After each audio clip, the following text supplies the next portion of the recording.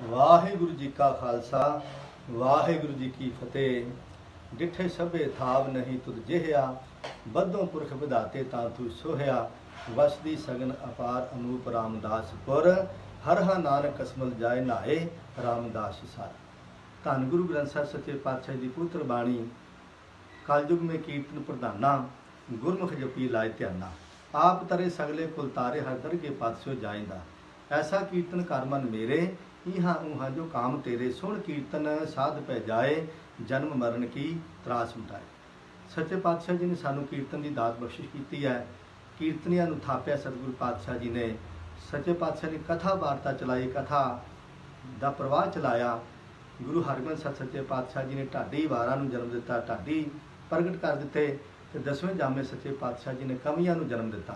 इस तरह ये चारों प्रणालियां जिहड़ियां ये साडे सिख धर्म 'ਚ ਚੱਲ रहीਆਂ ਹਨ ਤੇ ਸਰਵੋਤਮ ਪ੍ਰਥਮ ਪ੍ਰਣਾਲੀ ਜਿਹੜੀ ਹੈ ਕੀਰਤਨ ਦੀ ਹੈ, ਜੋ ਕਿ ਭਾਈ ਮਰਦਾਨਾ ਜੀ ਤੋਂ ਚੱਲੀ ਤੇ ਗੁਰੂ ਨਾਨਕ ਸਾਹਿਬ ਸੱਚੇ ਪਾਤਸ਼ਾਹ ਜੀ ਨੇ ਆਪ ਕੀਰਤਨ ਕਰਕੇ ਤੇ ਭਾਈ ਮਰਦਾਨਾ ਜੀ ਨੂੰ ਆਪਣਾ ਪਹਿਲਾ ਕੀਰਤਨੀਆ ਥਾਪਿਆ। ਤੋ ਸੱਤੇ ਬਲਵੰਡੇ ਤੱਕ, ਗੁਰੂ ਅਰਜਨ ਦੇਵ ਸੱਚੇ ਪਾਤਸ਼ਾਹ ਤੱਕ ਇਹ ਕੀਰਤਨ ਰਬਾਬੀ ਪਰਿਵਾਰ ਭਾਈ ਮਰਦਾਨਾ ਜੀ ਦੇ ਅੰਸ਼-ਬੰਸ਼ ਕੀਰਤਨ ਕਰਦੀ ਰਹੀ।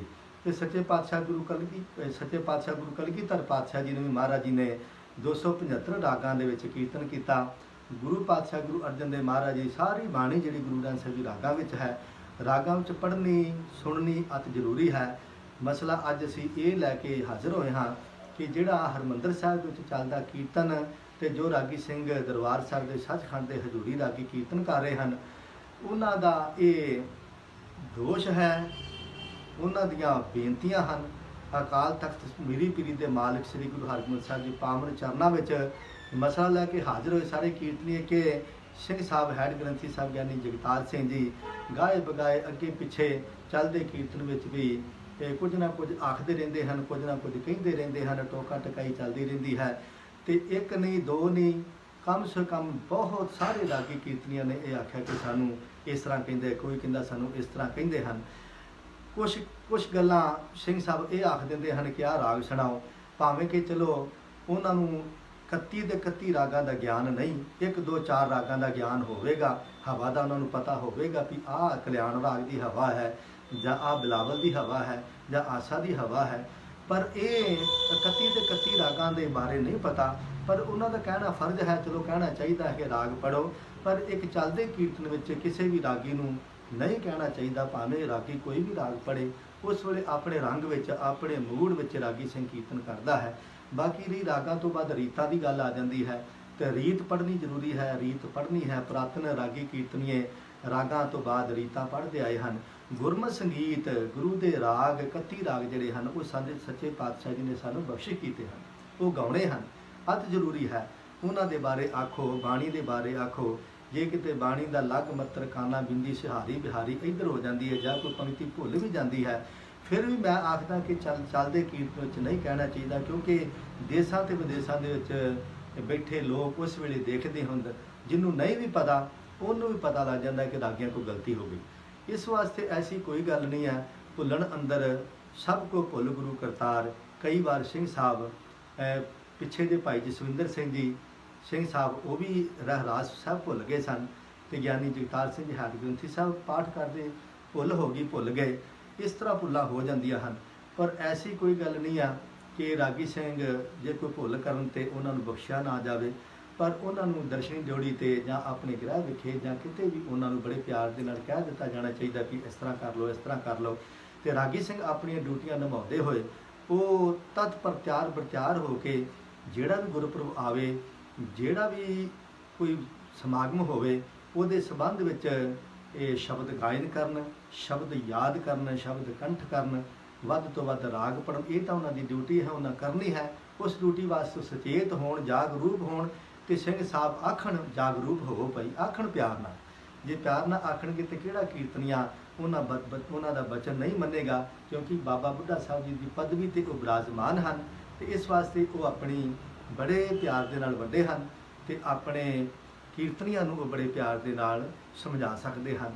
ਸੋ ਬੇਨਤੀ ਪ੍ਰਵਾਨ ਕਰੋ ਜੀ, ਸ਼੍ਰੋਮਣੀ ਗੁਰਦੁਆਰਾ ਪ੍ਰਬੰਧਕ ਕਮੇਟੀ ਦੇ ਪ੍ਰਧਾਨ ਸਾਹਿਬ ਗੋਬਿੰਦ ਸਿੰਘ ਜੀ ਲੌਂਗੋਵਾਲ ਸਾਹਿਬ, ਤੇ ਸੀਨੀਅਰ ਮੀਤ ਪ੍ਰਧਾਨ ਰਜਿੰਦਰ ਸਿੰਘ ਜੀ ਮਹਿਤਾ ਸਾਹਿਬ, ਤੇ ਹੋਰ ਸਕੱਤਰ ਸਾਹਿਬ, ਹੋਰ ਸਾਰੇ ਮੈਂਬਰਾਂ ਸਾਹਿਬ, ਤੇ ਧਰਮ ਪ੍ਰਚਾਰ ਸਭ ਨੂੰ ਬੇਨਤੀ ਅਸੀਂ ਕਰਾਂਗੇ, ਆਗੂਆਂ ਨੂੰ, ਲੀਡਰਾਂ ਨੂੰ, ਸ਼ਖਸੀਅਤਾਂ ਨੂੰ, ਕਿ ਇਹ ਸਾਰਾ ਮਸਲਾ ਜਿਹੜਾ ਹੈ ਉਹ ਬੈਠ ਕੇ ਗਲਵਕੜੀ 'ਚ ਲੈ ਕੇ ਸਾਰਿਆਂ ਨੂੰ ਪਿਆਰ ਦੇ ਨਾਲ ਸਮਝਾ ਕੇ ਤੇ ਸੁਲਝਾ ਦੇਣਾ ਚਾਹੀਦਾ ਹੈ।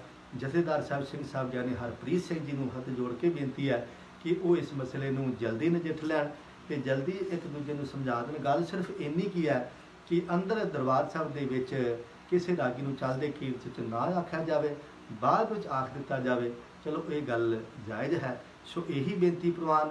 ਦੂਜੀ ਗੱਲ ਇਹ ਹੈ ਕਿ ਰਾਗੀਆਂ ਦੀ ਸ਼ਾਨੋ ਸ਼ੌਕਤ ਦੇ ਵਿੱਚ ਉਹਨਾਂ ਦੇ ਸ਼ਾਨ ਵਿੱਚ ਕੋਈ ਵੀ ਲਫ਼ਜ਼ ਜਿਹੜੇ ਹਨ ਉਹ ਮਾੜੇ ਨਹੀਂ ਕਿਸੇ ਨੂੰ ਵੀ ਯੂਜ਼ ਕਰਨੇ ਚਾਹੀਦੇ। ਤੇ ਕਿਉਂਕਿ ਹੁਣ ਪਿੱਛੇ ਜੇ ਇੱਕ ਆ ਵੀ ਮਸਲਾ ਆ ਗਿਆ ਕਿ ਪਟਨਾ ਸਾਹਿਬ, ਹਰਿਮੰਦਰ ਸਾਹਿਬ, ਤਖਤ ਸਾਹਿਬ ਤੋਂ ਉੱਥੋਂ ਵੀ ਗਿਆਨੀ ਰਣਜੀਤ ਸਿੰਘ ਹੋਣਾ ਨੇ ਚਲਦੀ ਕਥਾ ਵਿੱਚ ਰਾਗੀਆਂ ਦਾ ਪ੍ਰਕਰਨ ਚੱਲ ਰਿਹਾ ਸੀ ਤੇ ਉਹਨਾਂ ਨੇ ਰਬਾਬੀਆਂ ਦੇ ਪ੍ਰਕਰਨ ਦੇ ਵਿੱਚ ਇਹ ਕਹਿ ਦਿੱਤਾ ਕਿ ਜਿਹੜੇ ਰਾਗੀ ਮੋਬਾਈਲਾਂ ਤੇ ਕੀਰਤਨ ਕਰਦੇ ਹਨ ਉਹ ਆਪਣੇ ਗਿੱਤਿਆਂ ਤੇ ਮੋਬਾਈਲ ਰੱਖ ਲੈਂਦੇ ਹਨ ਤੇ ਬਾਣੀ ਨਹੀਂ ਯਾਦ ਕਰਦੇ, ਤੇ ਉਹ ਜੇ ਇਹ ਨਹੀਂ ਕੰਮ ਕਰ ਸਕਦੇ ਤੇ ਉਹ ਰਿਕਸ਼ੇ ਚਲਾ ਲੈਣ, ਹੋਰ ਕੰਮ ਕਰ ਲੈਣ। ਤੇ ਪਰ ਇਸ ਲਫ਼ਜ਼ ਤੋਂ ਸਾਰੇ ਕੀਰਤਨੀਆਂ ਨੂੰ ਇਹ ਠੇਸ ਪਹੁੰਚੀ ਹੈ ਕਿ ਇਹ ਲਫ਼ਜ਼ ਕਿਉਂ ਕਹਿਤਾ। ਅਸੀਂ ਤਾਂ ਇਹ ਸਾਨੂੰ ਉਲਟ ਇਹ ਕਹਿਣਾ ਚਾਹੀਦਾ, ਰਿਕਸ਼ੇ ਛੱਡ ਕੇ ਹੋਰ ਕਾਰੋਬਾਰ ਭਾਈ ਛੱਡ ਦਿਓ ਤੇ ਆਹ ਧਰਮ ਦਾ ਕੰਮ ਕਰੋ ਤੇ ਆਪਣੇ ਬੱਚਿਆਂ ਨੂੰ ਰਾਗੀ ਬਣਾਓ, ਆਪਣੇ ਬੱਚਿਆਂ ਨੂੰ ਕੀਰਤਨੀਏ ਬਣਾਓ। ਤੇ ਸਾਡੇ ਪਿਤਾ ਜੀ ਤਾਂ ਸਾਨੂੰ ਇਹ ਕਹਿੰਦੇ ਸਨ, ਪੁੱਤਰ ਕੀਰਤਨ ਕਰੋ, ਨਾਲੇ ਪੁੰਨ ਨਾਲੇ ਫਲੀਆਂ, ਨਾਲੇ ਤੁਹਾਨੂੰ ਦੇਖੋ ਪੁੰਨ ਲੱਗੇਗਾ, ਨਾਲੇ ਕੀਰਤਨ ਕਰੋ, ਨਾਲੇ ਮਾਇਆ ਵੀ ਆਏਗੀ, ਸਾਰਾ ਕੁਝ ਆਏਗਾ। ਇਸ ਵਾਸਤੇ ਸਾਨੂੰ ਪ੍ਰਚਾਰ ਸਗੋਂ ਇਹ ਕਰਨਾ ਚਾਹੀਦਾ ਹੈ। ਉਹ ਠੀਕ ਹੈ ਕਿ ਕੀਰਤਨੀਏ ਜਿਹੜੇ ਹਨ ਬਾਣੀ ਯਾਦ ਕਰਨ, ਕਿ ਜੋ ਇਹ ਪਹਿਲਾਂ ਕੋਈ ਰਾਗੀ ਪਰਚੀਆਂ ਰੱਖ ਲੈਂਦੇ ਸਨ ਤੇ ਪਰਚੀਆਂ ਤੋਂ ਬਾਅਦ ਆ ਮੋਬਾਈਲ ਆ ਗਿਆ ਤੇ ਮੋਬਾਈਲ ਰੱਖਣ ਲੱਗ ਪਏ ਹਨ। ਹੌਲੀ ਹੌਲੀ ਇਸ ਗੱਲ ਤੋਂ ਸੇਧ ਵੀ ਲੈਣੀ ਚਾਹੀਦੀ, ਮੋਬਾਈਲ ਨਾ ਰੱਖਿਆ ਜਾਵੇ, ਭਾਵੇਂ ਕੋਈ ਪੈਰਾਂ 'ਤੇ ਰੱਖੇ, ਭਾਵੇਂ ਕੋਈ ਗੋਦੀ 'ਚ ਰੱਖੇ, ਭਾਵੇਂ ਕੋਈ ਬਾਜੇ 'ਤੇ ਰੱਖੇ, ਪਰ ਇਹ ਗੱਲ ਤਾਂ ਹੈ ਤਾਂ ਠੀਕ ਨਹੀਂ ਹੈ। ਪਰ ਉਸ ਗੱਲ ਨੂੰ ਕਿਸੇ ਚੰਗੇ ਤਰੀਕੇ ਦੇ ਨਾਲ ਪੇਸ਼ ਕਰਨਾ ਚਾਹੀਦਾ। ਇਹ ਨਹੀਂ ਕਹਿਣਾ ਚਾਹੀਦਾ ਵੀ ਰਿਕਸ਼ੇ ਚਲਾ ਲਓ, ਇਹ ਗੱਲ ਤਾਂ ਬਹੁਤ ਮਾੜੀ ਲੱਗੀ ਹੈ, ਸਾਰੇ ਕੀਰਤਨ ਨੂੰ ਮਾੜਾ ਲੱਗਾ ਹੈ, ਸਭ ਪੰਥ ਨੂੰ ਮਾੜਾ ਲੱਗਾ ਹੈ। ਇਸ ਵਾਸਤੇ ਮੈਂ ਬੇਨਤੀ ਕਰਾਂਗਾ ਕਿ ਇਹੋ ਜਿਹੀ ਸ਼ਬਦਾਵਲੀ ਜਿਹੜੀ ਹਨ ਇਹ ਸਿੰਘ ਸਾਹਿਬ ਜੀ, ਰਣਜੀਤ ਸਿੰਘ ਜੀ, ਤਖਤ ਪਟਨਾ ਸਾਹਿਬ ਦੇ ਜਥੇਦਾਰ ਸਾਹਿਬ, ਉਹ ਵੀ ਨਾ ਇਹ ਸ਼ਬਦਾਵਲੀ ਵਰਤਣ।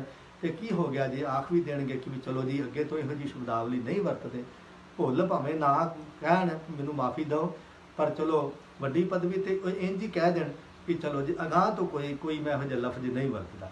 ਤੇ ਇਸੇ ਤਰ੍ਹਾਂ ਸਿੰਘ ਸਾਹਿਬ ਗਿਆਨੀ ਜਗਤਾਰ ਸਿੰਘ ਜੀ ਹਰਗੋਬਿੰਦ ਸਾਹਿਬ, ਉਹ ਰਾਗਾਂ ਨਾਲ ਪਿਆਰ ਕਰਦੇ ਹਨ, ਅਸੀਂ ਸਮਝਦੇ ਹਾਂ। ਰਾਗਾਂ ਨਾਲ ਪਿਆਰ ਸਾਰੀ ਸੰਗਤ ਨੂੰ, ਸਾਰੀ ਦੁਨੀਆ ਨੂੰ ਪਿਆਰ ਕਰਨਾ ਚਾਹੀਦਾ ਹੈ। ਜਦੋਂ ਅਸੀਂ ਇੰਗਲੈਂਡ, ਅਮਰੀਕਾ, ਕੈਨੇਡਾ ਕਿਤੇ ਵੀ ਜਾਂਦੇ ਹਾਂ, ਕਈ ਗੁਰੂ ਪਿਆਰੇ ਸਾਨੂੰ ਖਲੋ ਕੇ ਕਹਿ ਦਿੰਦੇ ਨੇ ਭਾਈ ਸਾਹਿਬ ਜੀ ਧਨਾਸਰੀ ਸੁਣਾਓ। ਅਸੀਂ ਜੇ ਉਹਨਾਂ ਨੂੰ ਆਖੀਏ ਵੀ ਤੁਹਾਨੂੰ ਧਨਾਸਰੀ ਆਉਂਦਾ, ਤੇ ਇਹਦਾ ਮਤਲਬ ਇਹ ਨਹੀਂ ਹੈ ਕਿ ਧਨਾਸਰੀ ਆਵੇ ਤਾਂ ਅਸੀਂ ਫੇਰ ਹੀ ਸੁਣਾਉਣਾ, ਨਹੀਂ।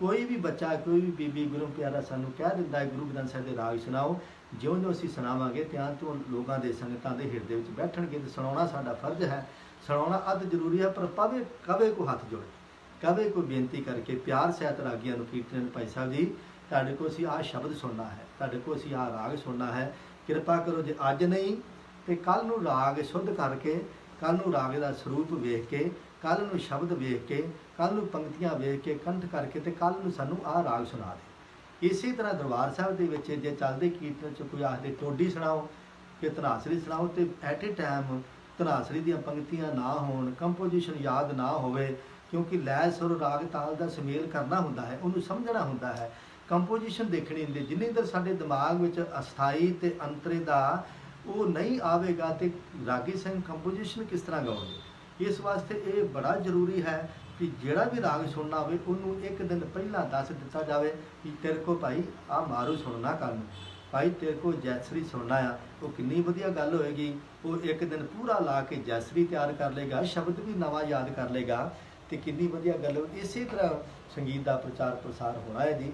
ਤੇ ਮੈਂ ਰਾਗੀ ਸਿੰਘਾਂ ਨੂੰ ਬੇਨਤੀ ਕਰਾਂਗਾ ਕਿ ਤੁਸੀਂ ਵੀ, ਤੁਸੀਂ ਸਾਰੇ ਬੜੇ ਹਲੀਮੀ ਵਿੱਚ ਆ ਕੇ, ਸਾਰੇ ਮਿੱਠ ਬੋਲੜੇ ਹੋ ਕੇ, ਤੇ ਅਸੀਂ ਸਿੰਘ ਸਾਹਿਬ ਦਾ ਵੀ ਸਤਿਕਾਰ ਕਾਇਮ ਰੱਖਦੇ ਹੋਏ, ਕਿਉਂਕਿ ਬਾਬਾ ਬੁੱਢਾ ਸਾਹਿਬ ਦੀ ਪਦਵੀ ਤੇ ਆ, ਤੇ ਅਸੀਂ ਗੁਰੂ ਕੇ ਰਾਗੀ ਸਿੰਘ ਕੀਰਤਨੀਏ ਸਾਰੇ ਸੱਚਖੰਡ ਸ੍ਰੀ ਹਰਿਮੰਦਰ ਸਾਹਿਬ ਦੇ ਦਰਬਾਰ ਸਾਹਿਬ ਦੇ ਰਾਗੀ ਸਾਰੇ ਬੜੇ ਪਿਆਰ ਦੇ ਨਾਲ ਇਹ ਮਿਠਾਸ ਵਿੱਚ ਆ ਜਾਣ, ਇੱਕ ਜਗ੍ਹਾ ਤੇ ਬੈਠ ਕੇ ਤਾਂ ਬਸ ਇਹ ਸਮਝੌਤਾ ਕਰ ਲਿਆ ਜਾਵੇ ਤੇ ਬੜੇ ਪਿਆਰ ਦੇ ਨਾਲ ਜੀ। ਤੇ ਬੇਨਤੀ ਪ੍ਰਵਾਨ ਕਰਿਓ, ਦਾਸਾਂ ਨੇ ਵੀ 6 ਸਾਲ ਲਗਾਤਾਰ ਇਹੀ ਕੀਰਤਨ ਦੀ ਸੇਵਾ ਨਿਭਾਈ ਹੈ, ਸਾਨੂੰ ਸ਼੍ਰੋਮਣੀ ਗੁਰਦੁਆਰਾ ਪ੍ਰਬੰਧਕ ਕਮੇਟੀ ਵੱਲੋਂ ਬੜਾ ਪਿਆਰ ਮਿਲਿਆ ਹੈ ਤੇ ਸਿੰਘ ਸਾਹਿਬ ਯਾਨੀ ਜਗਤਾਰ ਸੋਹਣਾ ਵੱਲੋਂ ਸਾਨੂੰ ਬੜਾ ਪਿਆਰ ਮਿਲਿਆ ਹੈ।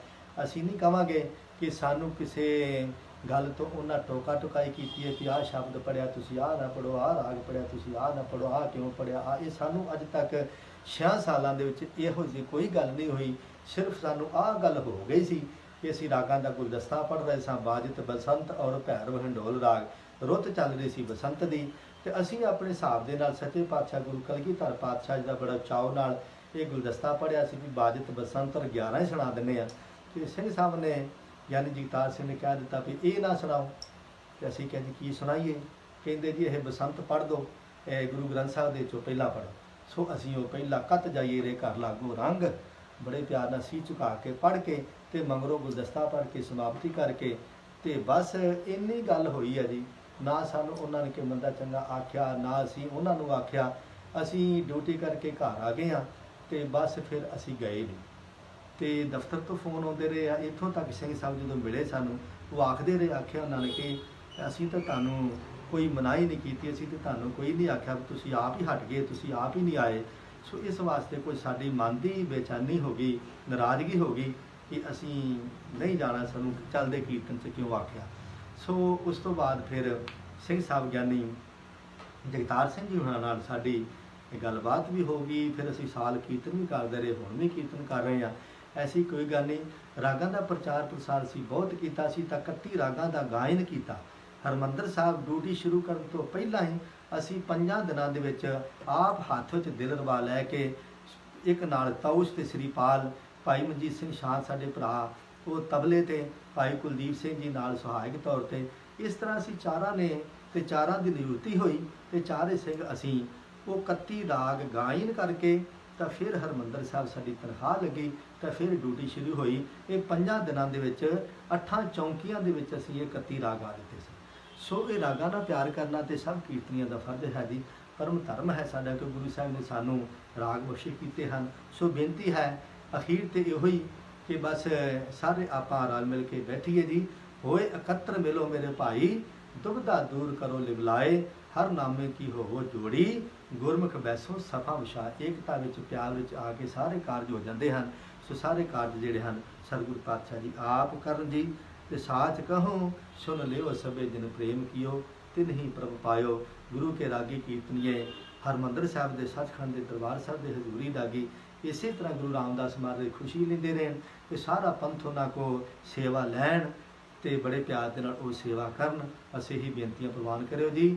ਵਾਹਿਗੁਰੂ ਜੀ ਕਾ ਖਾਲਸਾ, ਵਾਹਿਗੁਰੂ ਜੀ ਕੀ ਫਤਿਹ।